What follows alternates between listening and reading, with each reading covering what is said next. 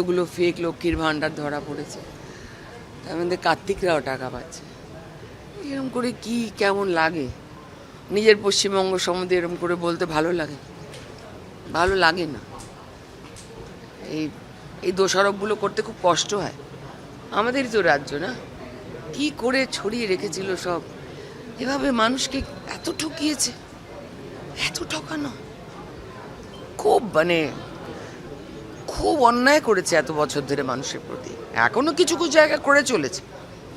তো কর্পোরেশনে আমার তো কোনো আজই করেছে না একজন এমএলএ, এরাও বেরোচ্ছে না, কাউন্সিলররা বেরোচ্ছেন না। আমি বললাম আমাদের ছেলেমেয়েরা কেউ মারধর করবে না বাবা, তোমরা বেরো। কি করব, তারা এখন ভয় সিটিয়ে বসে আছে বাড়ির মধ্যে। আমাদের কি যে বিপদ, এভাবে তো চলতে পারে না। না আমি আবার ধর্নায় বসবো যদি ওরা কোনো কাজ না করতে চায়, আমি আর কি করতে পারি? আমি তখন এই জেতা কাউন্সিলরদের তো আমি কিছু অসভ্যতা আমি তো করতে পারি না। না, আমাদের তো বিজেপি সেসব শেখায়নি। তো 5.5 বছর এমপি ছিলাম, তখনও দেখেছি এখানে কেউ কাজ করার অভ্যেস নেই।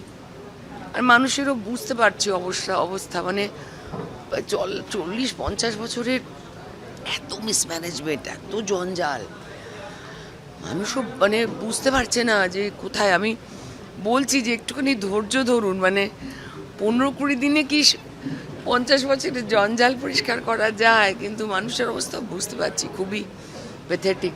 কাউন্সিলরদের পদ ছাড়া রিলিজ করেছে, দেখা যাচ্ছে কলকাতা কর্পোরেশনের কাউন্সিলর যারা তৃণমূলের এতদিন মাঠে নামতেন তারা পদ থেকে ইস্তফা দিয়ে দিচ্ছে। এটা কি বিজেপিতে কাছে আসার চেষ্টা? যে তির্যক করছে ও ওনাদের পার্টির লোকেরা, ওনারা বুঝবেন, আমি জানি না। আর কাউন্সিলররা পদত্যাগ করছেন মার খাওয়ারই ভয়ে, আর কোনো কারণ বলে আমার ধারণা নেই। আর আমার যদ্দূর মনে হয় যে তারা পদত্যাগ করলেই তারা বিজেপির চোখে ভালো হয়ে যাবে, এত বিজেপিকে আন্ডার এস্টিমেট করারও কোনো মানে নেই।